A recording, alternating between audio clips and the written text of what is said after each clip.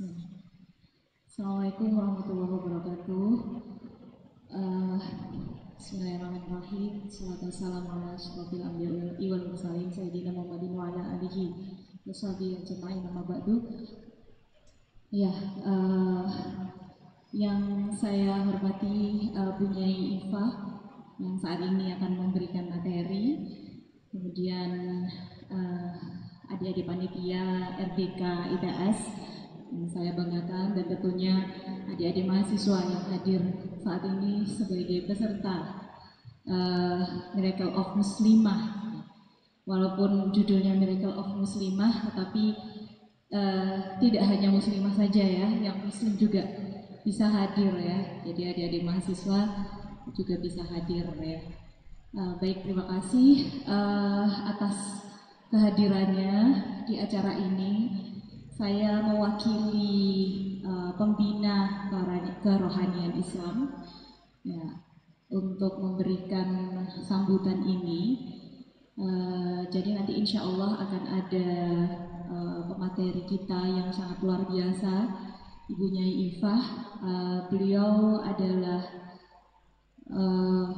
dosen UIN Jakarta yang juga sebagai Dewan Fatwa Lembaga Bahtul Misail, Bahtul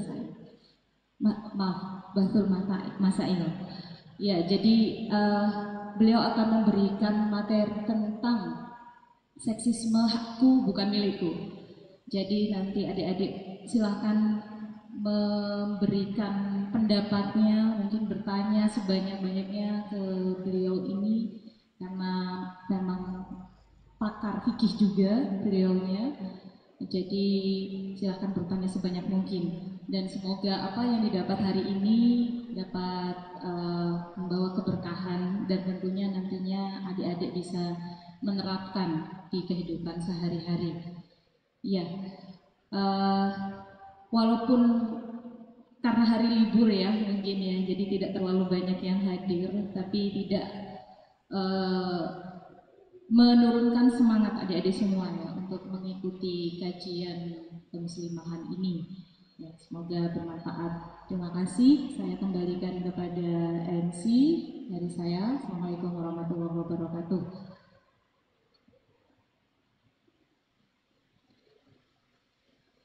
Terima kasih banyak Bu Dini atas sambutan yang telah diberikan.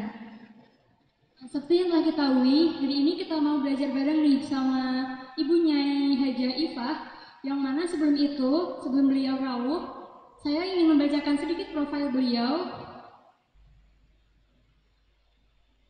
yang mana Ibu Nyai Hajah Ifatul Umniyati Ismail LCMA atau yang biasa disapa dengan Ibu Nyai Ifah merupakan lulusan S1 dan S2 dari Universitas Al-Azhar yang berada di Kairo, Mesir. Dan sekarang beliau sedang menempuh pendidikan S3 di universitas yang sama, yaitu di Al-Azhar Kairo University. Di samping beliau menempuh pendidikan doktoral, Ibu Nyai Ifah juga saat ini menjabat sebagai anggota Alimat dan juga sebagai pengurus lembaga Bahtul Masail PBNU.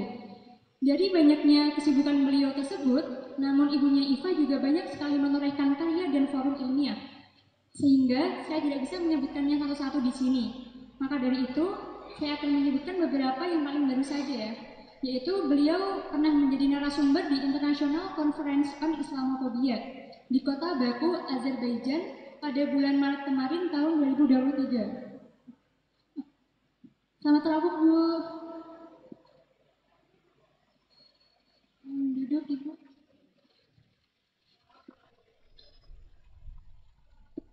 Sebelumnya saya ingin melanjutkan membaca CV beliau terlebih dahulu.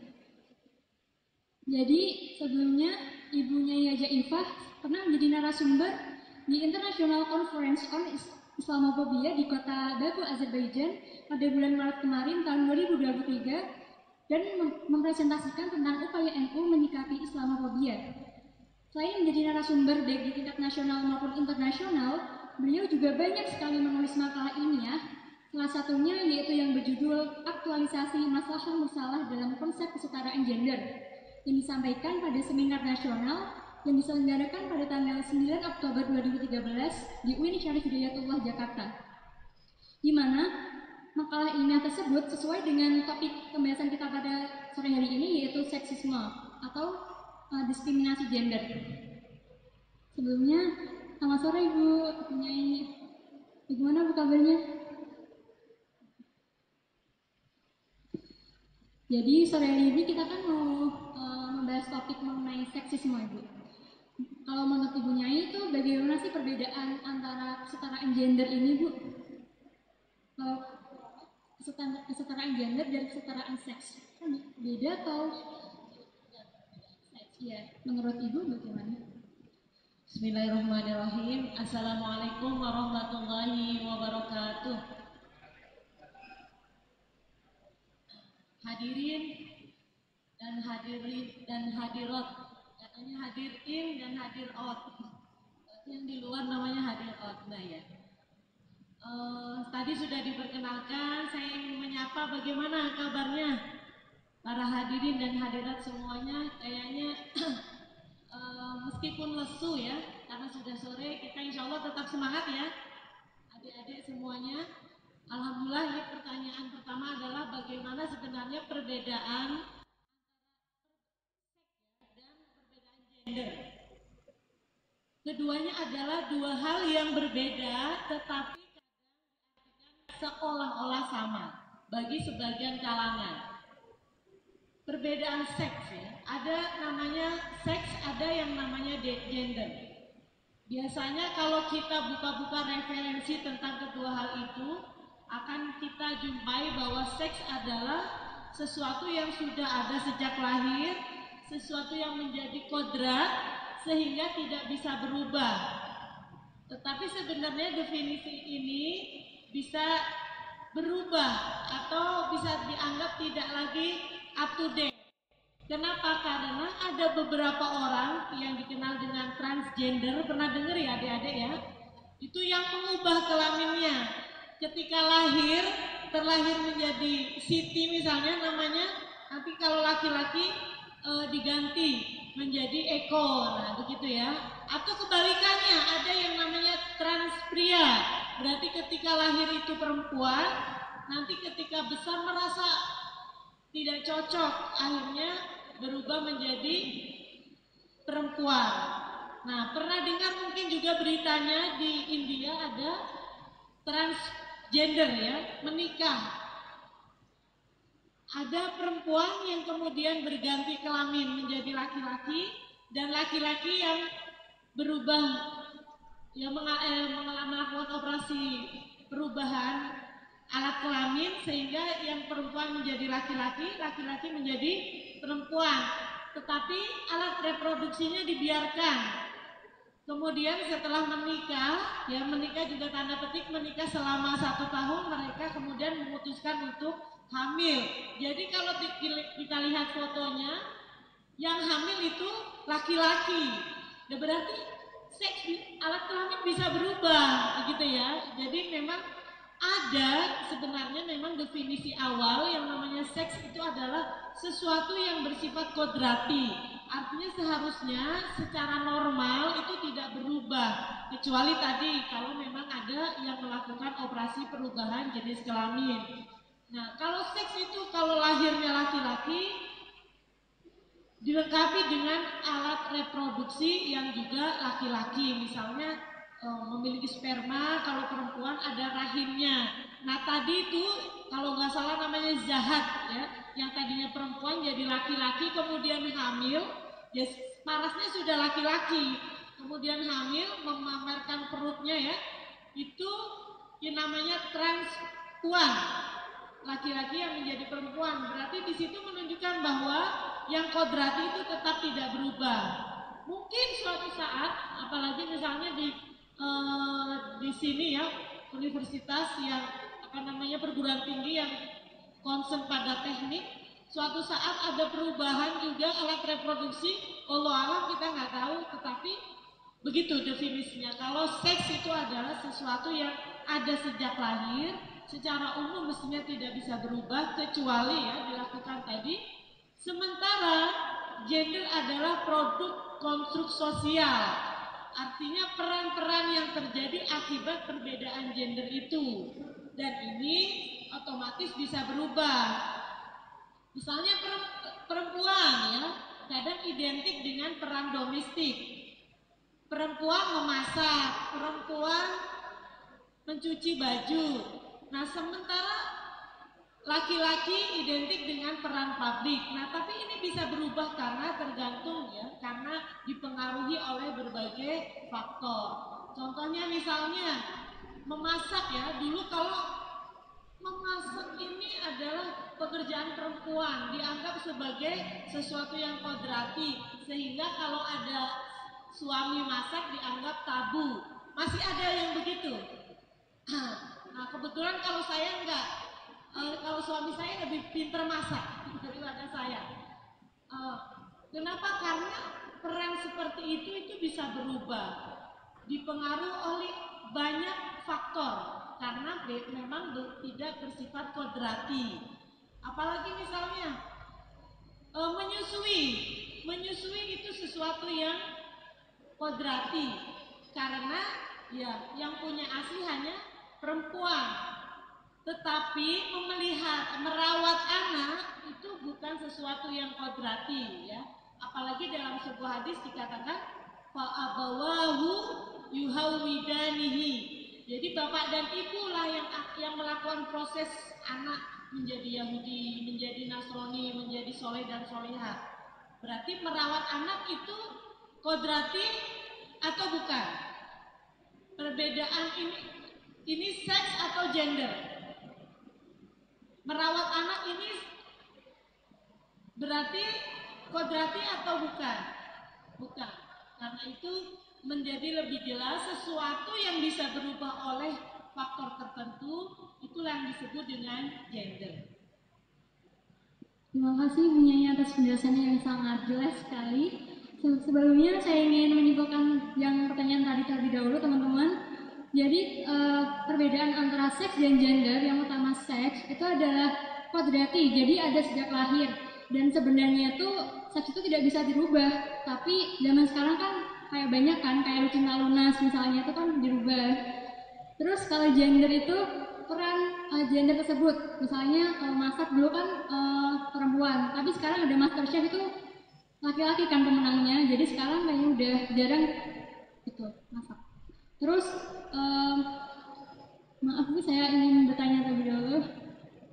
Kalau menurut Ibu Nyai, ini kan banyak yang kayak maaf Bu, kayak banci ataupun bencong itu kan rupanya itu berubah, tapi kayak suaranya itu masih laki-laki, kadang tuh masih berubah menjadi laki-laki, itu hukumnya bagaimana ini?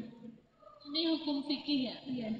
Kalau hukum fikih jadi memang berbeda ya. Kalau pernah dengar ada khunsa, kalau ada laki-laki itu ada perempuan. Biasanya pilihan gender ya. Kalau kita menginput data kan ada pilihan ya. Sekarang ada yang disebut gender ketiga. Sebenarnya gender ketiga kalau dimaksudnya adalah khunsa, itu sudah ada sejak zaman awal Islam. Makanya di situ ada hukum fikih terkait dengan khunsa. Jadi ada perempuan tetapi misalnya dia terlihat lebih maskulin, suaranya lebih berat gitu ya misalnya, atau terlihat seperti laki-laki cuman gemulai misalnya kan ada itu, tapi bawaan dari sejak lahir. Bukan seperti yang kita kenal sekarang ya. Tadi Mbak moderator pinter ya menunjukkan contohnya. Siapa tadi? Cinta Luna. Saya insya Allah pernah dengar ya. Nah itu di dalam Islam itu ya jelas tidak boleh. Karena misalnya ada perempuan, tapi saya merasa ya, saya pernah saya merasa jenis kelamin saya itu tidak sesuai dengan perasaan ya atau orientasi seksual saya, ada seperti itu. Ya kalau dalam fikih ya caranya itu harus dengan bersabar ya. Artinya tidak boleh kemudian serta-merta mengganti kelaminnya. Ini tidak boleh. Kecuali ada ya. Ada yang namanya khunsa muskil. Jadi ada orang dengan misalnya salah satunya adalah punya kelamin ganda.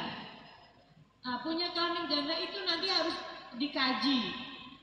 Dia bisa memilih atau berdasarkan kajian tim medis juga ulama itu, oh ini lebih cenderung kepada laki-laki. Nanti dia ditentukan jenis kelaminnya laki-laki.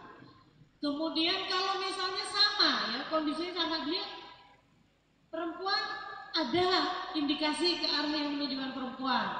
Laki-laki juga ada. Nah di situ itu yang kemudian boleh ya kemudian melakukan misalnya operasi untuk menentukan salah satu saja, salah satu dari dua kelamin yang ada. Itu yang disebut dengan unta muskil. Memang berbeda sekali dengan sekarang yang disebut kalau dulu namanya waria ya, wanita pria.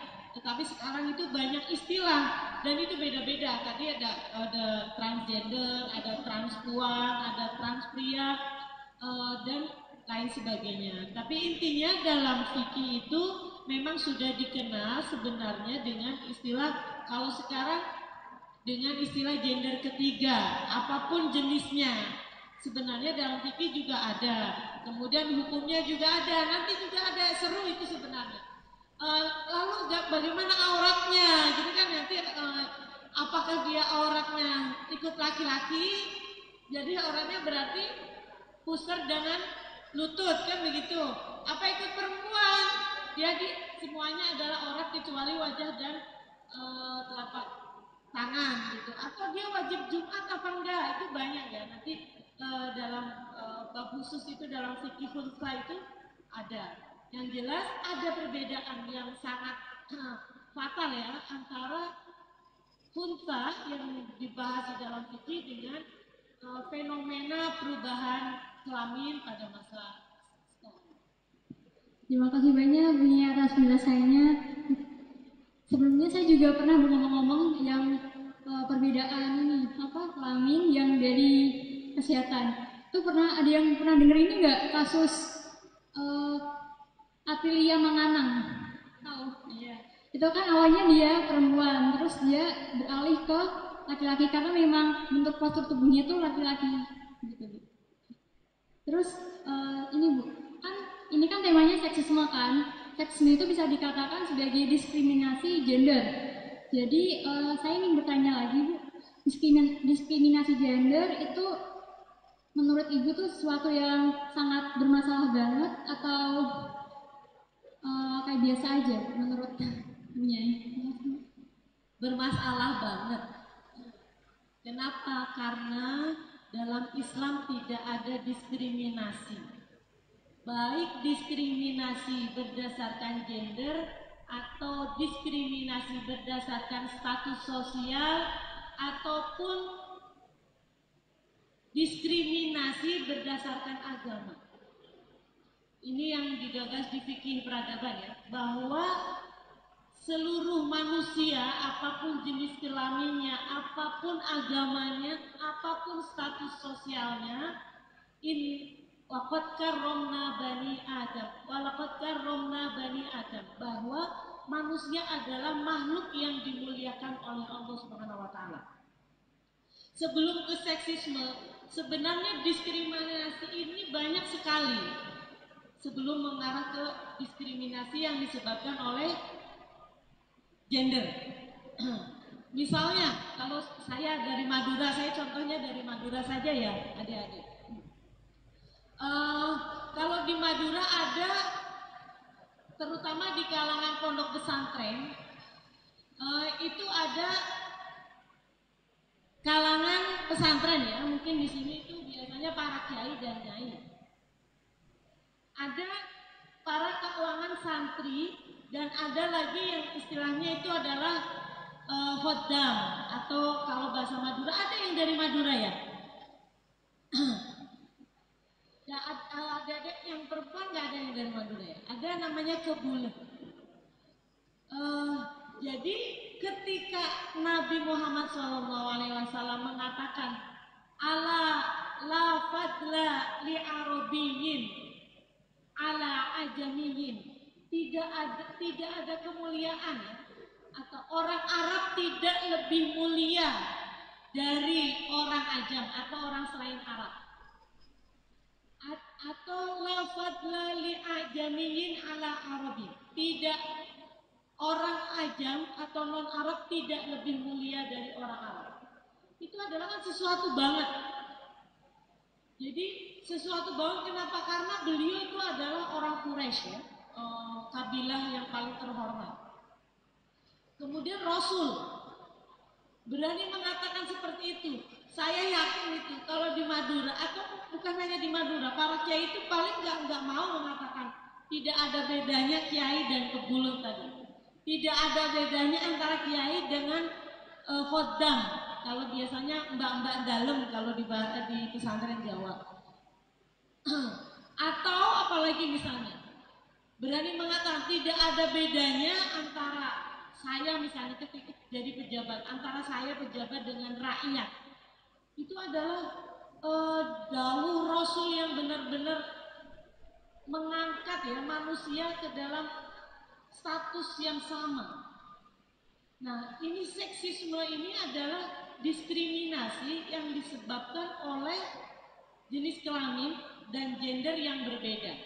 Bisa dua-duanya ya, bisa karena gender saja, bisa karena jenis kelamin saja. Kita tahu bahwa pernah dengar mestinya ya cerita bahwa pada masa sebelum Islam perempuan hampir tidak ada harganya. Jadi dia tidak jauh bedanya dengan misalnya harta kepemilikan ya. Misalnya kalau sekarang ada punya misalnya kucing Anggora gitu, itu dipelihara. Kurang lebih perempuan seperti itu kalau cantik. Kalau nggak cantik ya dipekerjakan. Karena kenapa saya bilangnya sama? Karena perempuan saat itu bisa dijual belikan, bisa diwariskan, bisa saya udah nggak mau saya jual kamu. Ini kan perempuan saat itu. Nah, ketika Rasul mengatakan bahwa melalui firman Allah ya misalnya wal al khabithatu lil khabithin wat thayyibatu lit thayyibin. Itu artinya perempuan yang jahat itu untuk laki-laki yang jahat. Perempuan yang baik untuk laki-laki yang baik. Itu melalui firman Allah Rasul ingin mengatakan bahwa laki-laki dan perempuan itu sama-sama berpotensi menjadi orang baik dan sama-sama berpotensi menjadi orang jahat. Dulu nggak ada gambaran seperti itu. Kenapa? Karena dalam kisah Nabi Adam aja seolah-olah yang dikambing hitamkan kan adalah Ibu Hawa. Katanya Ibu Hawa mengajak Nabi Adam, ayo makan buah ini, akhirnya mau. Kan tidak, karena dalam ayat itu dua semua terus disebutkan dua-duanya. Fa'azallahuma syaitonu, dua-duanya. Jadi menunjukkan bahwa yang melakukan kesalahan berdua, yang makan buah hulbi berdua-duanya, tetapi stigma yang menempel dalam diri Sayyidah Hawa adalah beliau adalah penyebab dikeluarkannya Nabi Adam. Ini kenapa? Karena ada yang disebut dengan seksisme itu tadi. Seksisme adalah diskriminasi atau cara pandang yang memandang salah satu jenis kelamin itu lebih rendah dari yang lain. Sebenarnya saya diminta tema itu ada hakku bukan milikku. Pertanyaannya, hakku bukan milikku, aku ini siapa? Yang jelas aku perempuan, tapi aku ini apakah dia mahasiswi ITS? Artinya apakah di lingkungan ITS itu ada yang dikenal dengan seksisme itu?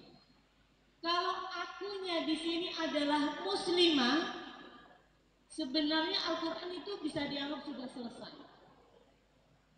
Kenapa? Karena di dalam Al-Quran sudah jelas sekali, banyak sekali ayat yang menunjukkan kesamaan kesetaraan derajat antara laki-laki dan perempuan. Misalnya ayat yang mengatakan inna khalaqnakum min dzakari wa untha wa ja'alnakum syu'uban wa qabaila lita'arafu. Jadi ketika perempuan pada saat itu ya, pada masa Nabi seolah tidak ada harganya, kemudian di dalam teks-teks agama disebutkan secara jelas mil zakarin wa unsa, itu bagi masyarakat Arab saat itu sesuatu yang aneh sekali. Kalau sekarang kita mungkin, makanya saya bertanya, ini mahasiswa ITS kembalinya kepada mahasiswa ITS atau bukan? Karena itu kalau masyarakat jahiliyah dulu memang bukan hanya cara pandang sebelah mata ya terhadap perbedaan jenis, tetapi juga sudah mengarah kepada aksi yang memang tidak manusiawi.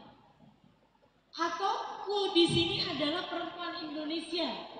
Bagaimana kita lihat di undang-undang kita ya, misalnya di pasal 27 dikatakan setiap warga negara berhak memiliki kehidupan yang layak.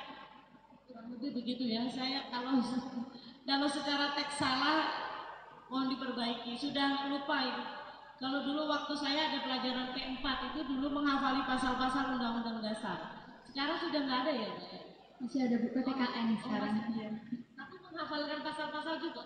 Kadang soalnya kalau anak saya udah pada nggak hafal, apalagi nama menteri udah nggak hafal. Kalau saya dulu wajib menghafalkan nama menteri ya, Bu Dini ya. Sekarang gimana mau menghafalin? Baru 2 tahun reshuffle. Nah, dalam pasal-pasalnya Undang-Undang Dasar itu tidak ada, bisa dikatakan tidak ada diskriminasi karena setiap warga negara maksudnya ya laki-laki dan perempuan. Sama dengan Al-Quran tadi, dalam beberapa ayat disebutkan muslimat, muslimin wal muslimat, wal mu'minina wal mu'minat, wal qanitina wal qanitat. Itu laki-laki perempuan disebutkan. Wal khabisat lil khabitin, laki-laki perempuan, min dzakarin wa unsa. Tapi ada ayat yang disebutkannya secara global. Nah, tapi di situ mencakup laki-laki dan perempuan. Sholatlah kalian, artinya kalian ini ya laki-laki dan perempuan. Dalam undang-undang juga seperti itu. Apalagi negara kita itu sudah mendatangani konvensi tentang hak-hak politik perempuan, mendatangani konvensi tentang peniadaan kekerasan terhadap perempuan, diskriminasi terhadap perempuan. Kemudian yang baru-baru itu sebenarnya kita juga sudah ada undang-undang yang baru disahkan, adalah undang-undang anti kekerasan terhadap perempuan, terutama kekerasan seksual.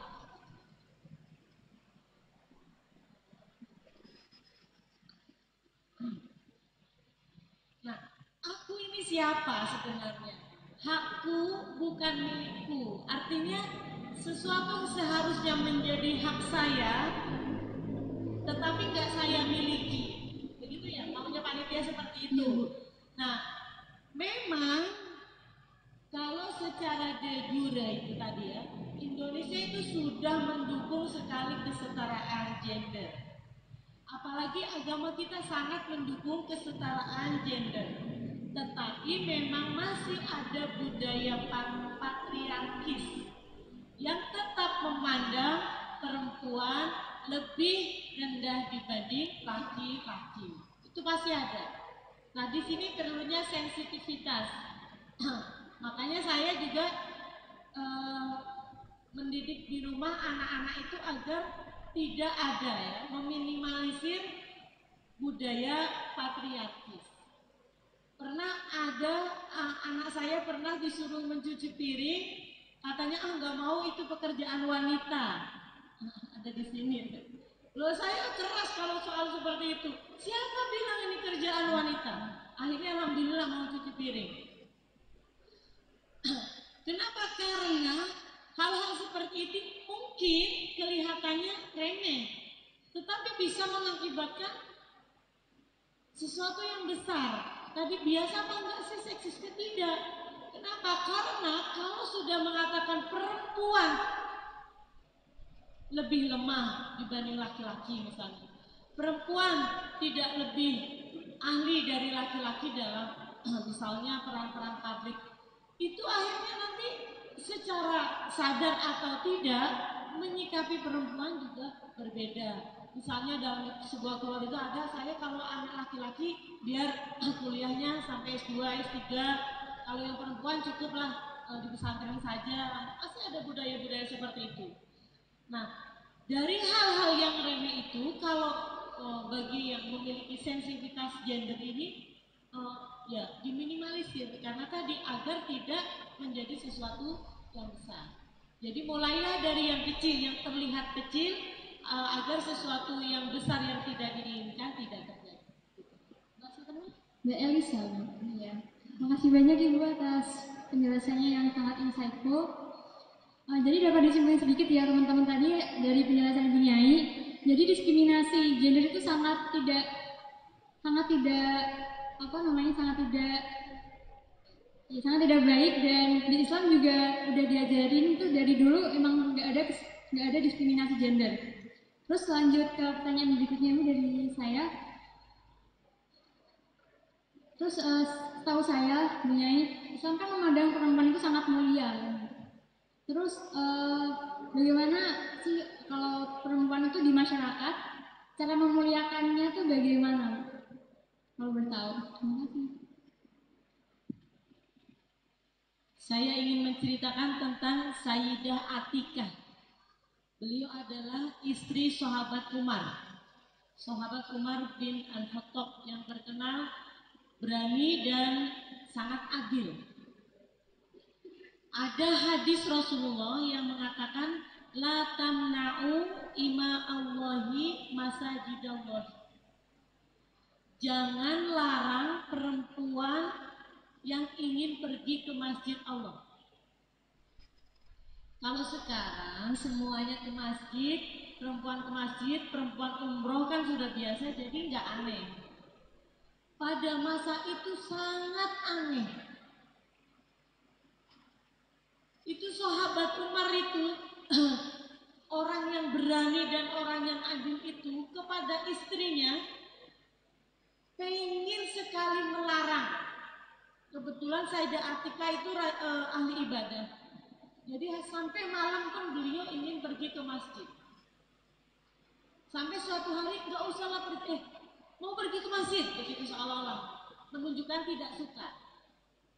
Kemudian apa Sayyidah Atikah bilang jawabannya? Kalau engkau melarang, saya tidak akan pergi ke masjid. Kata sahabat Umar, tidak, saya tidak akan melarang. Karena kenapa? Karena ingat dawuh Rasulullah, la tamna'u ima Allahi masajidallah. Nah, saya ingin menjelaskan bagaimana sih kemuliaan yang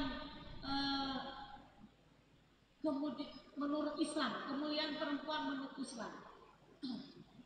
Dalam hal-hal seperti ini yang positif, meskipun pada saat itu bertentangan sekali dengan budaya Arab, perempuan pergi ke masjid adalah sesuatu yang tabu.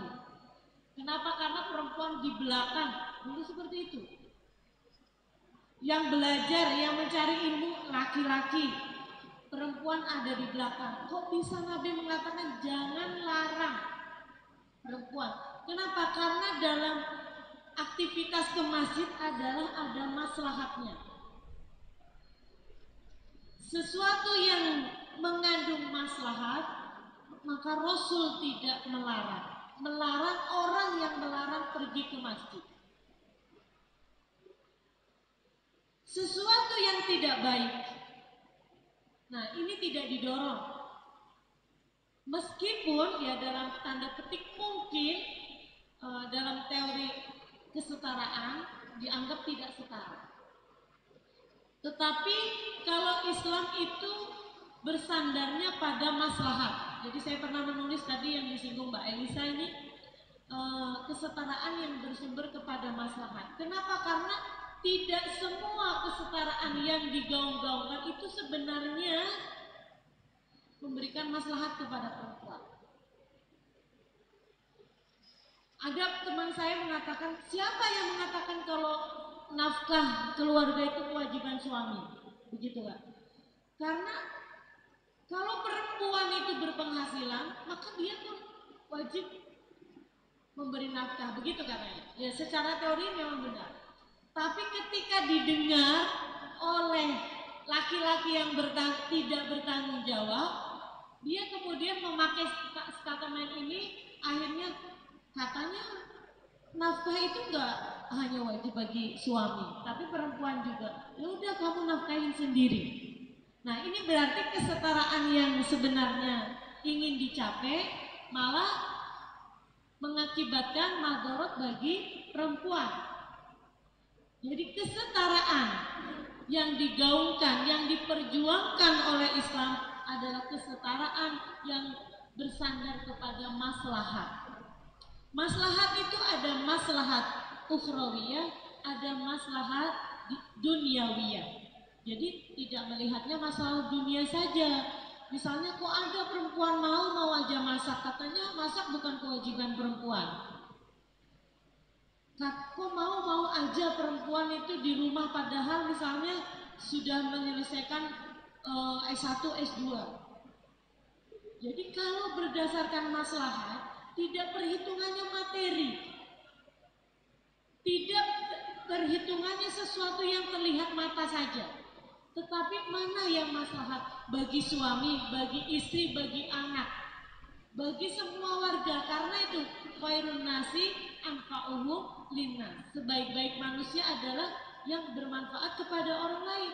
Apalagi bermanfaat kepada anak sendiri, suami sendiri, kerabat sendiri, misalnya tetangga sendiri, tentu itu baik. Jadi tidak selamanya kesetaraan ya, yang misalnya diartikan dengan kesamaan itu adalah maslahat. Makanya kalau dalam konvensi yang disahkan oleh PBB ada yang kemudian ingin dicapai oleh keadilan gender di Indonesia adalah kesetaraan yang substantif. Bukan semua yang seolah sama itu harus diperjuangkan.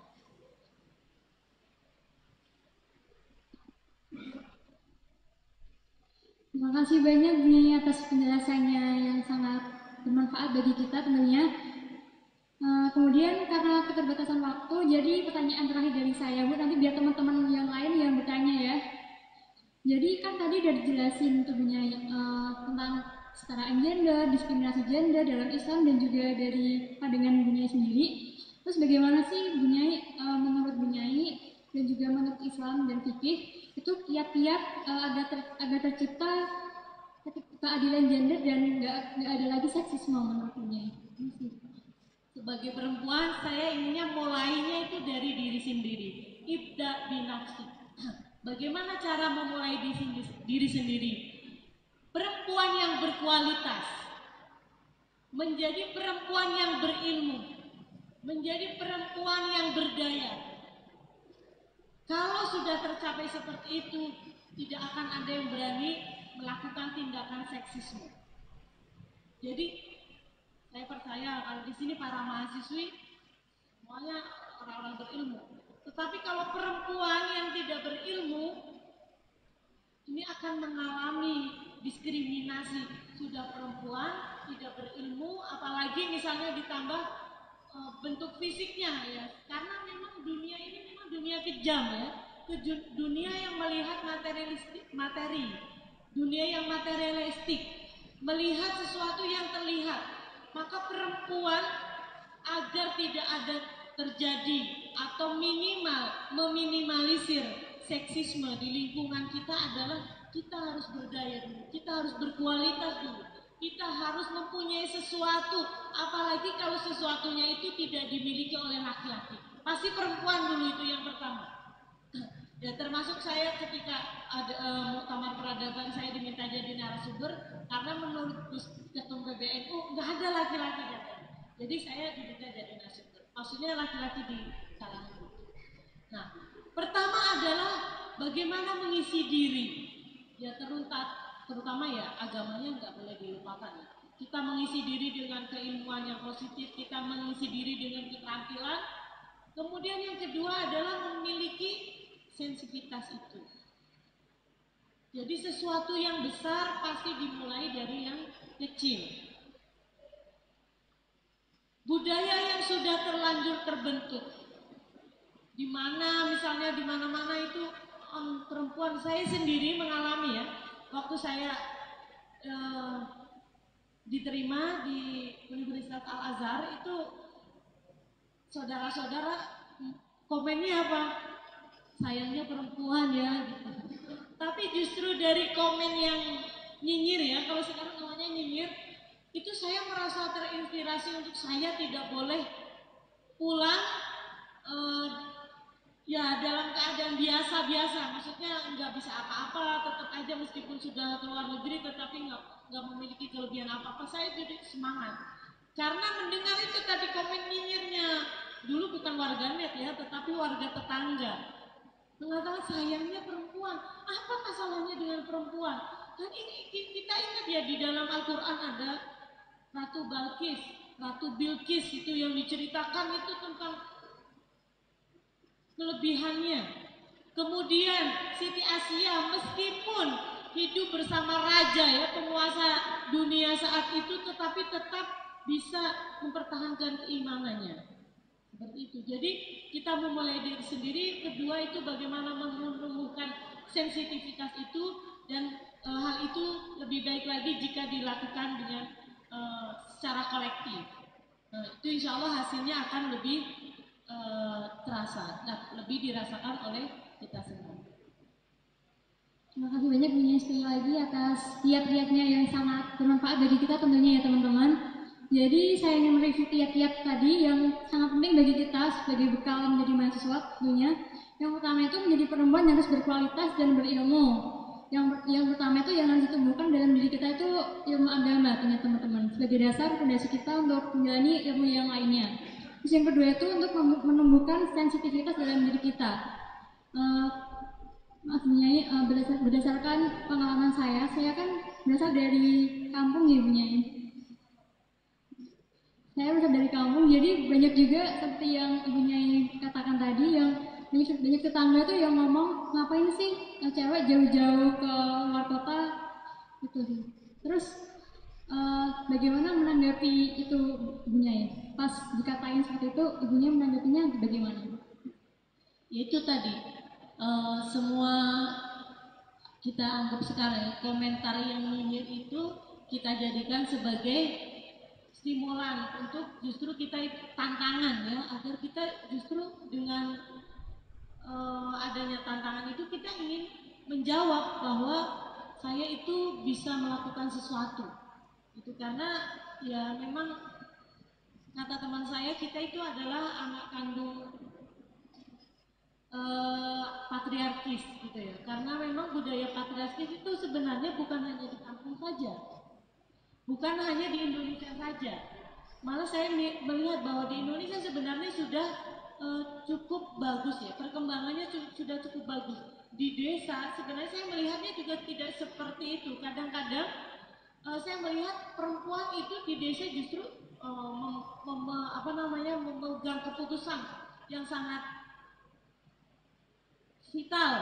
Sementara di kota-kota misalnya kita melihat ya, para buruh perempuan itu justru diperlakukan kurang manusiawi dibanding dengan buruh laki-laki. Misalnya ya, di kota itu kalau pembantu rumah tangga gajinya lebih sedikit daripada supir pribadi ya. Padahal kerjanya lebih berat pembantu rumah tangga. Jadi sebenarnya budaya patriarki atau seksisme itu ada di mana-mana. Maka kita itu yang berkewajiban, terutama ya perempuan. Karena apa? Karena sekarang ini seksisme itu adalah diskriminasi terhadap perempuan. Pada zaman dulu pernah terjadi diskriminasi terhadap laki-laki. Kapan? Itu dalam kitab tarikh itu disebut pernah ketika sahabatnya. Ketika Raja Fir'aun tenggelam bersama para pasukannya, itu kan pasukan orang-orang elit semua. Kalau sekarang yang tenggelam di dalam laut itu yang misalnya presiden, wakil presiden, para menteri, para DPR gitu semuanya tenggelam kan. Jadi sisa-sisanya adalah orang-orang biasa semua. Sementara istri-istri pejabat itu, istri-istri pimpinan Mesir saat itu masih hidup. Dan mereka terus menikah dengan siapa? Akhirnya mereka menikah dengan para budak. Mereka menikah dengan orang-orang pinggiran. Akhirnya diskriminasi saat itu adalah diskriminasi laki-laki. Maka laki-laki berjuang. Akhirnya kembali lagi mereka ke puncak. Nah, ketika kondisi sekarang itu adalah perempuan dalam tanda petik yang menjadi korban, maka perempuan itu justru yang berjuang. Anggaplah kita itu sudah ketinggalan kereta dari laki-laki, meskipun banyak studi mengatakan prestasi atau misalnya ranking kelas, ranking di kelas itu banyak sekali justru perempuan. Mungkin nanti ada penelitian yang menghitung ini. Tetapi kita itu posisinya memang ada di belakang. Misalnya ulama, kalau disebut kata ulama yang paling langsung ya terdetik adalah laki-laki. Presiden meskipun ada kita punya Megawati, tetapi lebih banyak laki-laki. Amerika apalagi belum pernah ada presiden perempuan. Jadi posisi kita kan di belakang. Karena posisi kita di belakang, maka kita harus berlari.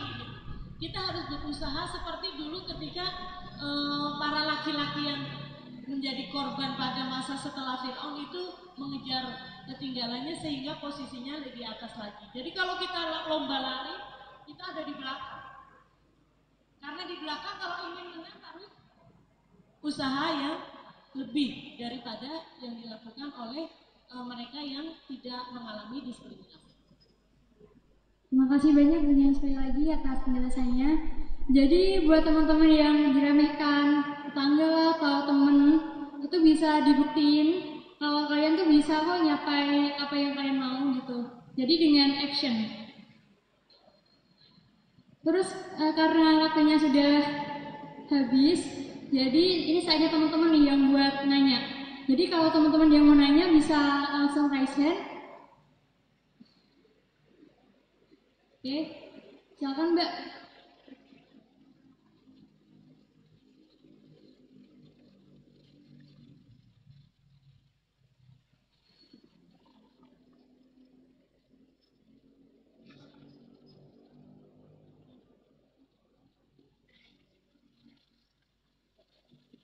Assalamualaikum warahmatullahi wabarakatuh.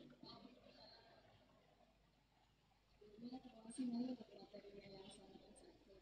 Saya sangat penasaran tentang pembahasan yang tadi kan disampaikan kalau ketika kita punya mimpi atau ketika kita punya cita-cita yang mungkin ada isu gitu di mata masyarakat. Saya ingin tanya gimana sih kiat-kiat kita mengatasi masalah yang sama, tapi ketika cita-cita kita itu ditentang oleh orang terdekat. Mungkin kalau saat ini kita ditentang oleh orang tua atau mungkin kelak oleh suami, itu kira-kira kita menyikapinya gimana? Misalnya itu ketika kita ingin sudah lanjut dalam hidup yang lakukan. Terima kasih.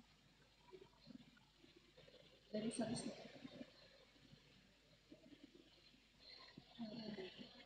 Terima kasih Mbak Maharani atas pertanyaan yang diberikan. Apa ibunya sudah menangkap pertanyaannya? Langsung saja Ibu. Iya. Terima kasih. Jadi kalau tidak punya tantangan itu bukan manusia. Manusia diberi tantangan agar mampu menggapainya. Dan kan Allah mengatakan kalau menguji hambanya itu karena hambanya dianggap mampu. Itu adalah prinsip yang harus dipegang. Tantangan bisa datang dari diri sendiri, bisa dari orang lain, bisa dari keadaan. Kalau tidak ada masalah dengan diri sendiri, itu adalah sudah lebih dari 50% modal adiknya. Jadi tantangan terbesar karena di diri sendiri. Kalau sudah tidak ada masalah pada diri kita sendiri, kita sudah punya modal lebih dari 50%. Kalau kondisi tidak menjadi tantangan, akhirnya kondisi mendukung, maka Anda sudah punya 80%.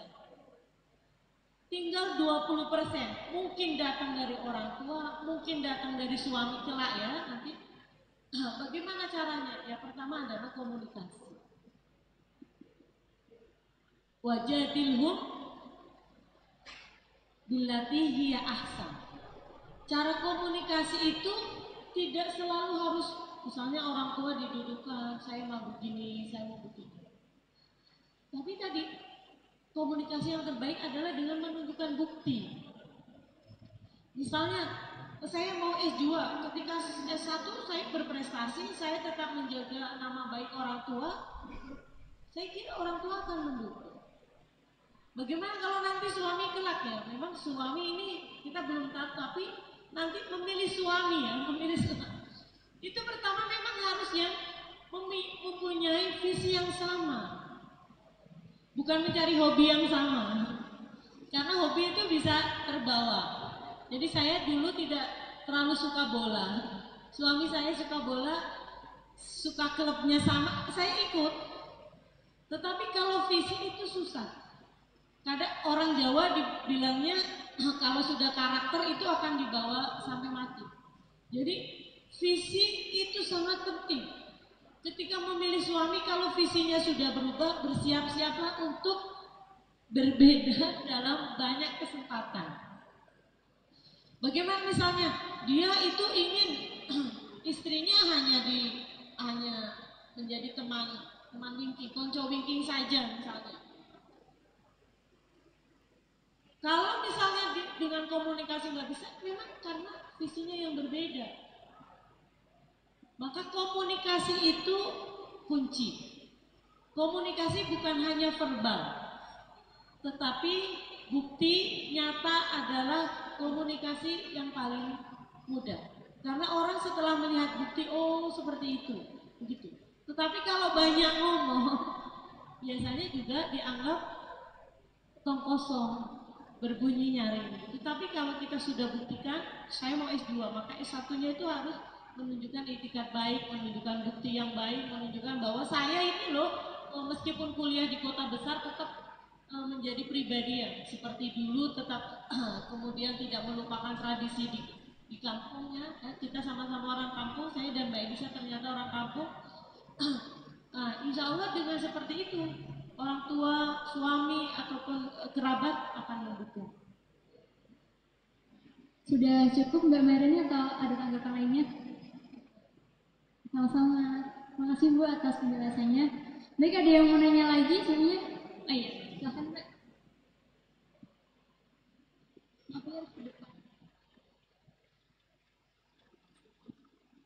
Assalamualaikum warahmatullahi wabarakatuh. Saya Arif Kusnata dari Departemen Fisika. Izin pertama saya di sini melanjutkan jawaban. Yang pertama itu mengenai tentang ketika kita sudah menikah, kan terkadang sebelum kita sebagai perempuan sudah memiliki pekerjaan gitu ya. Nah, lalu ketika kita sudah sudah berumah tangga, suami menyarankan untuk berhenti kerja. Sementara di satu sisi kita tahu kan zaman sekarang itu untuk pengeluaran itu sangat besar. Di satu sisi kita niatkan itu untuk membantu suami. Nah, ketika ada posisi seperti itu, apa yang harus kita lakukan sebagai wanita? Apakah tetap mendukung kesetaraan gender yang ada atau menuruti kata suami, padahal ini demi kebaikan suami sendiri. Lalu yang kedua, mohon maaf ini pertanyaannya agak sedikit tabu mengenai, mohon maaf, perempuan itu kan sudah kodratnya untuk melayani suami. Nah, ketika kita sebagai perempuan misalkan dalam ngurus anak, dalam apa seperti itu ya, di satu sisi suami tetap meminta haknya begitu. Apakah kalau misalnya kalau kan kita biasa sebagai muslimah yang apakah kita harus tetap menolak dengan sopan dengan santun ataupun tetap melayani dengan ya walaupun mungkin ikhlas tapi ada sedikit terpaksaan seperti ini. Terima kasih. Terima kasih banyak Mbak atas pertanyaan yang sangat menarik. Baik, saya persilahkan Ibu Nyai untuk menjawab pertanyaan dari Mbak dari fisika tadi ya. Yang pertama mengenai bekerja bagi istri yang oleh suami tidak diizinkan. Kita berangkat dari tadi ya, maslahat. Kalau kita menyandarkan aktivitas kita dengan maslahat, maka mana yang didahulukan antara ego dan aktualisasi diri dan menuruti suami. Jadi begini, pertama sekali, kalau memang dilihat dari wajib tidaknya mencari nafkah, memang sebagai istri tidak wajib. Tetapi sebenarnya mencari nafkah, bekerja itu bukan hanya mencari nafkah, tapi bekerja juga ada aktualisasi diri. Misalnya, siapa tadi namanya? Adik dari fisika ya, teknik fisika, bisa masuk menjadi salah satu mahasiswi ITS. Itu adalah sesuatu kan, pasti sudah memiliki kemampuan yang ya saya katakan lebih ya di atas kemampuan rata-rata lah, atau di atas rata-rata. Bagaimana kalau misalnya suami hanya ingin istrinya di rumah? Tadi saya katakan sebenarnya bekerja itu bukan hanya mencari nafkah, mencari uang, mencari materi, tapi ada aktualisasi diri. Nomor 2 juga ada mengamalkan ilmu. Ada ilmu yang wajib, memang wajib diamalkan. Nah, ilmu seperti yang ada ini dipelajari, mungkin paling tinggi ada ya, misalnya kalau keilmuan yang sangat dibutuhkan bisa sampai ke fardu kifayah. Tapi ada ilmu yang memang hukumnya itu tidak wajib. Tapi begini, kalau kita itu kembali kepada maslahat tadi, kalau suami juga melihatnya maslahat, kita juga melihatnya maslahat, maka yang paling yang menjadi referensi ya, atau yang dipertimbangkan itu bukan hanya antara ego saya atau ego suami, tetapi melibatkan banyak hal. Misalnya begini, punya anak kecil, perempuan sebenarnya tadi, sekalian pertanyaan kedua, bukan kodratnya merawat anak. Ya, saya harus, karena kodrat merawat anak adalah kodratnya suami dan istri, bapak dan ibu. Boleh merawat anak yang melakukan orang lain, boleh. Bahkan Imam Malik itu mewajibkan nafkah pembantu bagi perempuan yang biasa dari kecil itu orang tuanya punya pembantu. Jadi yang kodrat itu adalah hamil, menyusui, karena ASI hanya dimiliki oleh perempuan. Kalau merawat, mengganti popok, lagi-lagi anak saya ya, Elki harus bisa ganti popok, mengganti popok, mengganti baju, mandiin, itu bukan kodrat perempuan. Jadi misalnya, lagi-lagi komunikasi yang baik. Misalnya suami gini, saya nggak mau adik bekerja, khawatir anak kita terlantar. Ayo diselesaikan bersama. Caranya bagaimana? Saya siap menyusui. Sekarang kan banyak teknologi yang menyusui ya, pakai pumping, kemudian nanti disusukan pakai botol. Nah, kemudian saya siap, misalnya sebelum bekerja anak sudah rapi, dan ketika sudah selesai bersila akan berada di rumah, dan dia akan dijaga oleh orang yang terpercaya. Komunikasi itu kan sebenarnya begitu.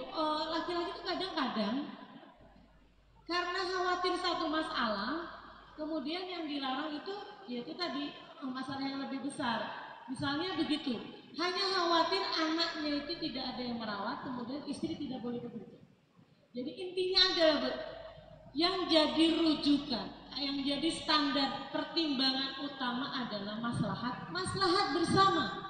Karena sudah menikah, maka maslahatnya bukan maslahat saya saja, tetapi maslahat suami juga, maslahat anak juga. Suami juga harus seperti itu, bukan memikirkan dirinya sendiri karena sudah berkeluarga adalah maslahat bersama. Kemudian yang kedua adalah komunikasi yang baik.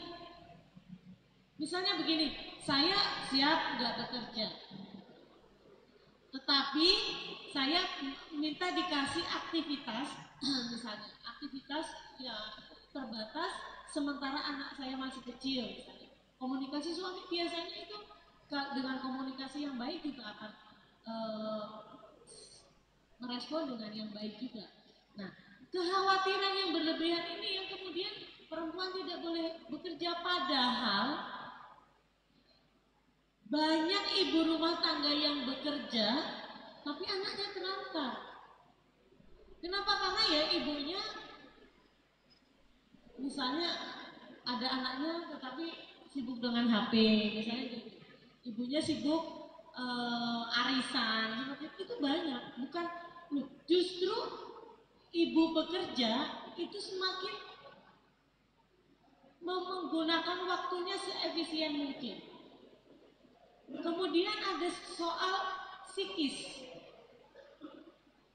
Pasti suami akan mempertimbangkan kalau istri misalnya kalau di rumah suntuk, jadi kalau suntuk anak malah nggak dirawat dengan baik kan begitu.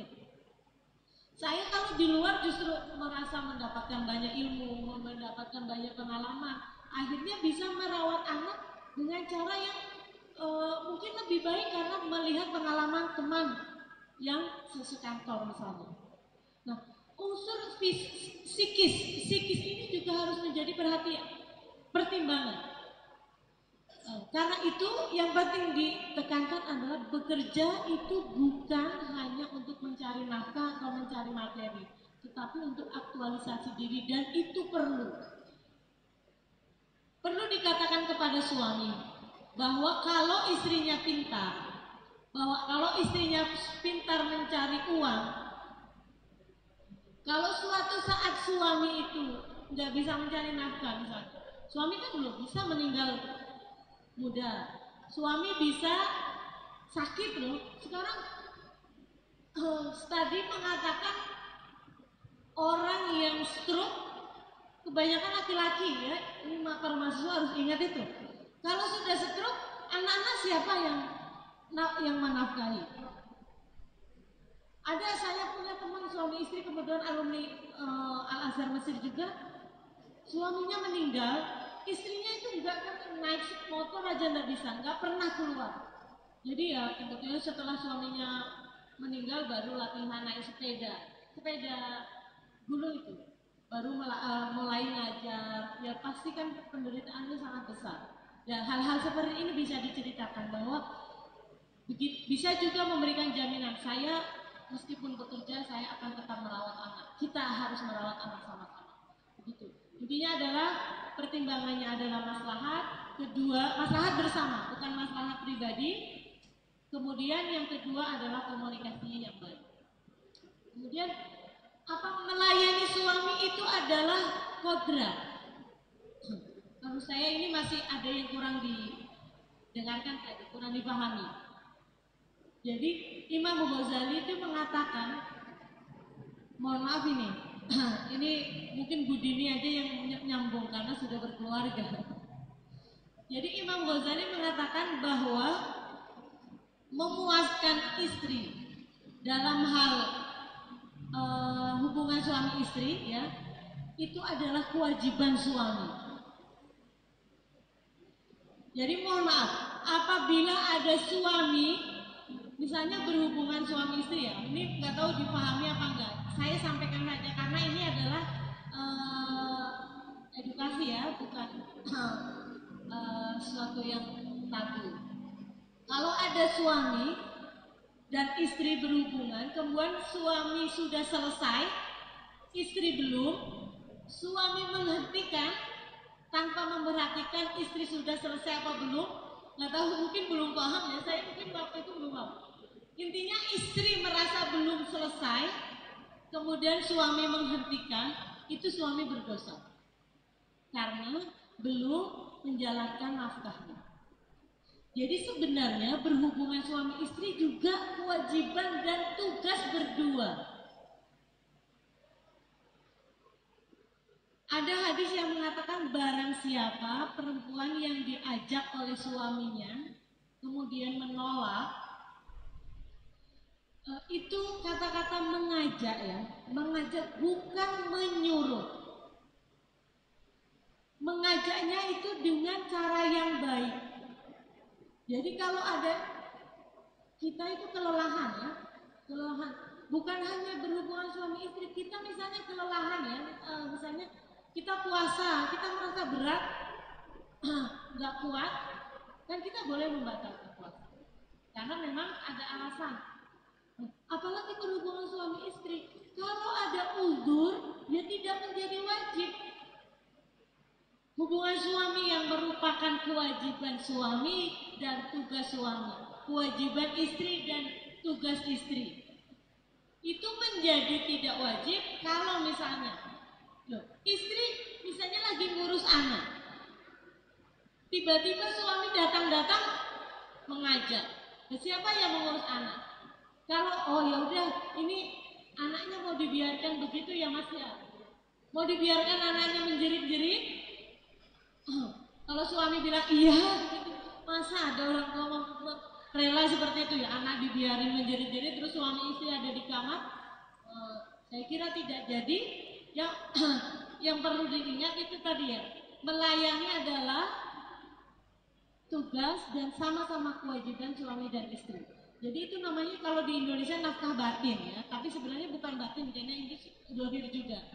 Intinya adalah itu adalah nafkah yang harus dipenuhi oleh suami juga.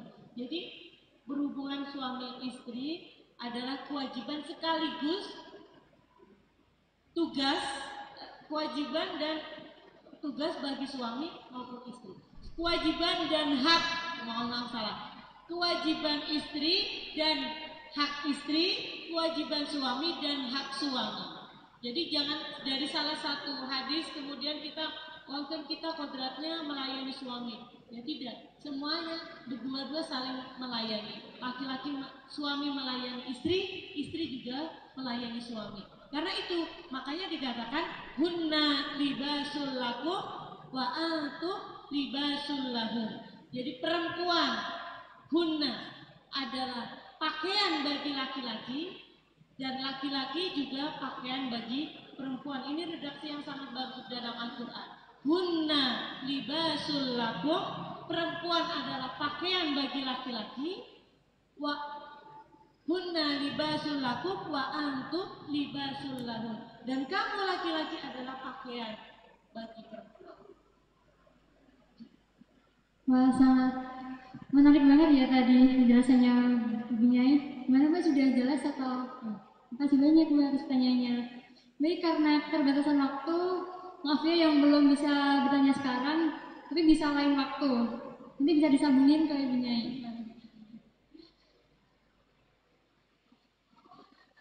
Coba kalau yang cowok ada yang nanya boleh.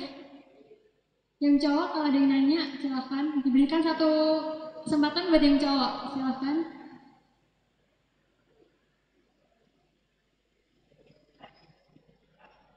Silahkan Mas.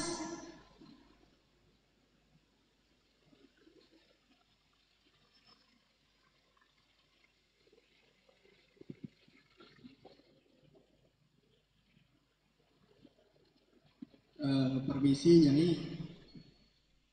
mungkin saya pengen nanya Nyai, seperti yang Nyai katakan tadi dengan adanya kata kesetaraan gender, mungkin bisa jadi ada maslahat yang muncul gitu Nyai. Seperti contohnya misalnya ada pihak yang menyalahgunakan kesetaraan untuk merendahkan wanita. Seperti tadi pas cari nafkah saja sendiri gitu Nyai. Untuk menanggapi hal itu, apa batasan kesetaraan antara laki-laki dan perempuannya? Ya, terima kasih. Nama saya Faisal Abdul Munik. Terima kasih Mas Faisal atas pertanyaannya. Kami persilahkan Ibu Nyai untuk menjawab pertanyaan Mas Faisal. ya memang banyak hal ya yang disebut dengan kontraproduktif. Jadi kita inginnya kesetaraan adalah untuk kebaikan baik laki-laki maupun perempuan. Jadi sampai detik ini kesetaraan belum 50-50 karena memang sebenarnya bukan itu arahnya, tapi bagaimana memberikan kesempatan, memberikan reward, memberikan memberikan penghargaan yang sama itu. Yang sama itu juga lebih tepatnya adalah tadi setara. Tapi ada pihak-pihak yang memanfaatkan. Misalnya atas nama kesetaraan dia tidak mau, ini yang perempuan ya maksudnya ya, menyalahgunakan itu perempuan ya. Kalau misalnya di dalam keluarga atau misalnya di dalam komunitas ya, karena atas nama kesetaraan misalnya seorang ibu akhirnya tidak mau ya gitu, misalnya tidak mau melakukan kerja-kerja domestik gitu atas nama kesetaraan misalnya. Saya mengikut pendapatnya Imam Syafi'i saja yang mengatakan bahwa nafkah makanan itu diberikan dalam keadaan matang, berarti kan masak bukan tugas istri misalnya. Saya nggak mau masak, misalnya, atau misalnya atas nama kesetaraan kemudian ingin disamakan dalam semua hal. Misalnya, kenapa saya banyak melihat, kenapa kita perempuan harus pakai kerudung gitu kan? Laki-laki kok cukup memakai celana pendek misalnya, bahkan tidak perlu pakai baju juga boleh gitu misalnya. Ada kesetaraan atas nama kesetaraan. Kita pernah lihat The Sister di Malaysia misalnya, menjadi imam sholat Jumat ya. Mungkin pernah Aminah Wadud pernah, mungkin kalian belum lahir atau ya. Saya lupa tahun berapa. Atas nama kesetaraan menjadi imam masjid misalnya, imam sholat Jumat di masjid. Atau misalnya atas nama kesetaraan mau adzan, ya kayak gitu. Dalam ini saja redaksi konvensi PBB yang kemudian diratifikasi oleh Indonesia saja, di Indonesia itu bahasanya sudah asik ya, kesetaraan substantif. Kalau bahasa saya tadi kesetaraan yang kembali kepada, yang merujuk kepada maslahat. Tidak bisa kita mengatakan bahwa Indonesia tidak setara. Kenapa? Karena belum memberikan misalnya, belum memberikan kesempatan yang sama persis gitu dalam berbagai peran publik ya. Misalnya harusnya tentara jumlahnya 50-50 gitu. Kemudian misalnya pilot 50-50 gitu. Atau misalnya presiden harus setelah laki-laki perempuan, laki-laki perempuan. Atau misalnya jumlah menteri harus 50-50. Karena kesetaraan substantif itu sebenarnya bukan lebih kepada perhitungan matematis. Atau misalnya saya di dalam keluarga gini, kebutuhan keluarga itu 5 juta misalnya. Maka suami harus memberi nafkah 2,5, saya 2,5. Kemudian pekerjaan rumah, misalnya rumahnya 10 meter, suami ngepel 5 meter, saya 5 meter ya. Itu namanya kesetaraan yang naif. Kesetaraan yang tidak mengacu kepada maslahat dan harmoni. Memang perempuan kadang misalnya harus melakukan kerja domestik yang lebih. Nah, kalau itu menuju kepada maslahat dan sebenarnya tidak ada diskriminasi, itu sebenarnya kesetaraan. Misalnya suami juga memberikan kesempatan untuk melakukan peran publik. Jadi kesetaraan itu bukan adalah sama. Makanya dalam bahasa Arab itu sebenarnya al-adalah. Al-adalah itu nggak ada bahasa Indonesianya. Bahasa Indonesianya adil apa? Nggak ada. Kenapa? Karena adil itu menempatkan sesuatu pada tempatnya. Hanya karena sebelumnya ada kesalahpaham bahwa perempuan tempatnya di rumah, itu memang bukan menempatkan pada tempatnya. Jadi kesetaraan yang adil, keadilan, makanya bahasanya kesetaraan atau keadilan, bukan kesamaan. Bukan persamaan laki-laki antara perempuan dan laki-laki. Tapi kesetaraan yang substantif itu bahasanya yang di RUU KKG. Tapi kalau saya kesetaraan yang bersumber kepada maslahat. Jadi kalau bersumbernya kepada maslahat, bisa jadi laki-laki suatu saat karena misalnya faktor-faktor tertentu, ya memang ngepel, ya memang nyapu, ya memang itu harus siap. Sama dengan perempuan juga siap mencari nafkah. Karena kalau kembali kepada maslahat, selama saya bisa gitu, selama saya bisa, karena kembalinya kepada maslahat, yang nggak apa-apa dilakukan, itu tidak mencederai kesetaraan. Kalau mencederai kesetaraan, sesuatu hal yang justru maslahat kepada perempuan, memang dalam seksisme ada ya, seksisme ambivalen itu menganggap perempuan lemah sehingga perempuan harus dilindungi, perempuan nggak boleh kemana-mana, perempuan harus seperti Cinderella di rumah saja, di make upin gitu, dirias gitu, nggak boleh kena panas gitu. Itu termasuk seksisme juga. Tetapi kalau kita melihatnya maslahat, maka tidak semua jenis diskriminasi, tidak semua bentuk-bentuk seksisme yang ada 6 jenis itu adalah bertentangan dengan maslahat. Kalau kita merujuknya kepada maslahat, maka insya Allah tidak ada lagi ya yang kemudian disalahpahami, kemudian dimanfaatkan, kemudian disalahartikan.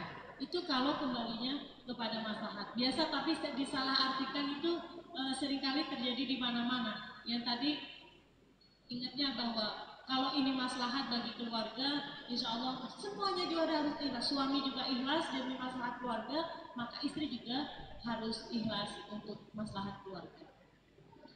Terima kasih banyak Bu Nyai atas penjelasannya dan juga jawaban. Bagaimana Mas, sudah jelas? Terima kasih banyak. Sebelumnya saya ingin berterima kasih kepada teman-teman yang sudah bertanya dan juga tentunya kepada Ibu Nyai Ifah yang sudah menjawab dengan sangat baik dan menurut saya itu sangat insightful ya bagi saya dan juga pastinya bagi teman-teman semua. Jadi karena waktunya sudah selesai, maka berakhirlah Miracle of Muslimah pada sore hari ini. Namun sebelum kita mengakhiri kajian pada sore hari ini, kami mempersilahkan Ibu Nyai Ifah untuk menutup MOM pada sore hari ini dengan doa. Kepada Ibu Nyai Ifah, kami persilahkan. Kita Al-Fatihah dulu ya. Bila hadratil hadir Mustafa Rasulullah sallallahu alaihi wasallam, bila hadratil hadir bil anbiya wal mursalin wa sahabatul tabi'in wal awliya wal salihin wal ulama wal sholihin wa jami'il awliya'il muqarrabin wa jami'il malaikatil muqarrabin wa jami'i abaina wa ummahatina wa ajdadina wa jaddatina wa masyayikhina wa masyayikhina lahum wa lana jami'an. Al-Fatihah.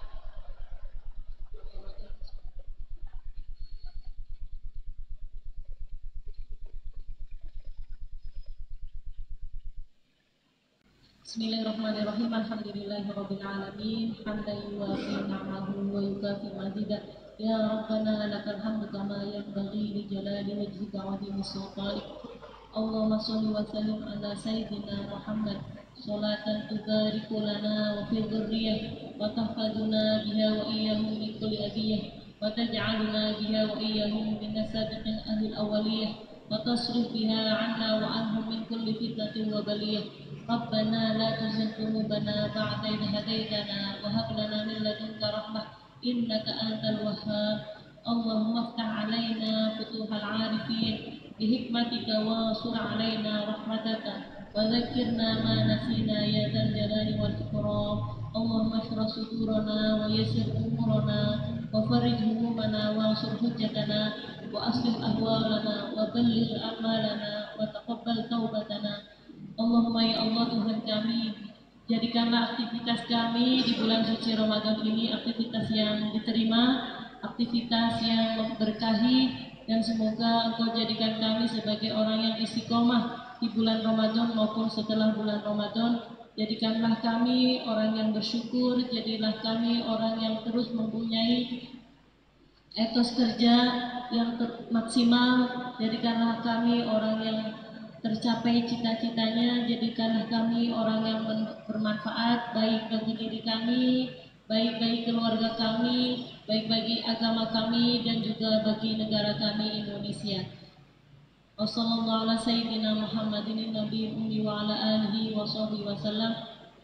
Walhamdulillahi rabbil alamin. Rabbana taqabbal minna bi sirri asraril Fatihah.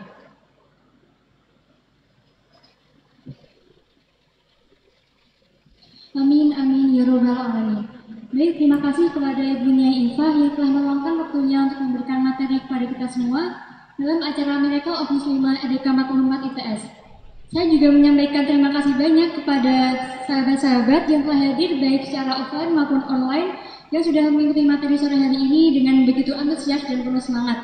Baiklah, saya selaku moderator, mohon maaf apabila ada banyak kehilafan dan kesalahan dari saya, baik perbuatan maupun perkataan. Wabillahi taufiq wal hidayah, wa inayah. Wassalamualaikum warahmatullahi wabarakatuh.